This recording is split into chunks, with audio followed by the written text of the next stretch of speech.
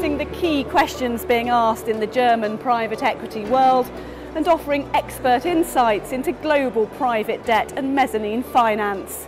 With two unique events, this is Summit Day at SuperReturn International 2015.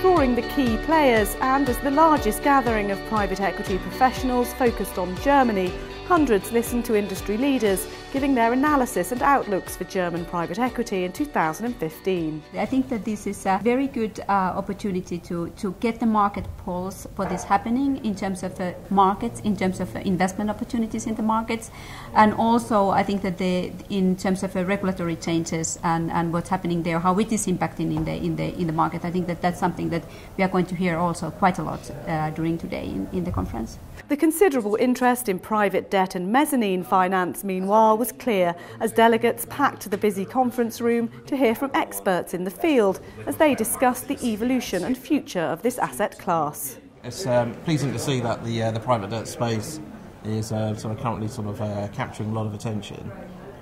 We see that within the sort of work we're doing with our clients. It's not just a sort of story for the moment, it's more about sort of a long-term allocation for most of our clients. Institutional investors are basically who we represent.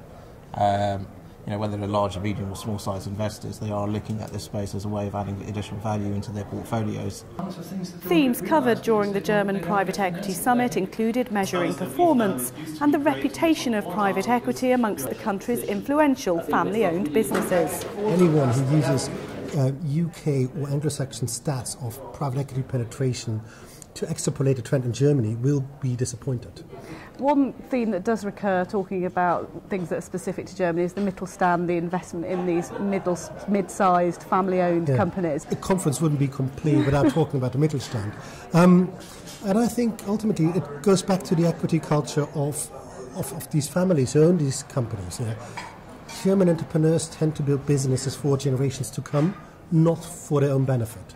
And I think that's a fundamental difference. And when I speak to private equity houses, the participants, the GPs, where they are most successful is actually where they buy from a founder, whereas the second or third generation feels too much obligation to keep it going. And if you think about it, these guys sit in local rural German towns. They're typically the king of the town, they're local personality, and it gives them a status that money can't buy. It's very sustainable in that sense and very steady as well, isn't it? It sort of flies against any risk. I think that was one of the comments made on the panels today is it's actually the strength of the German Mittelstand as well to not have this sort of short-termism of selling your company within 10 years. I mean, in a German family's perspective, 10 years is short-term. Yeah, it's not so reactive, if you like. Correct. And with scores of connections made, meetings conducted and ideas exchanged, the summit provided a unique environment for all who came. You genuinely hope to take unique insights away with you from here? Absolutely, absolutely. And I think that it comes from the number of discussions with the number of people, and at the end of the day you will get a view of what's happening in the industry at the moment and what are the players expecting from the market in the course of 2015.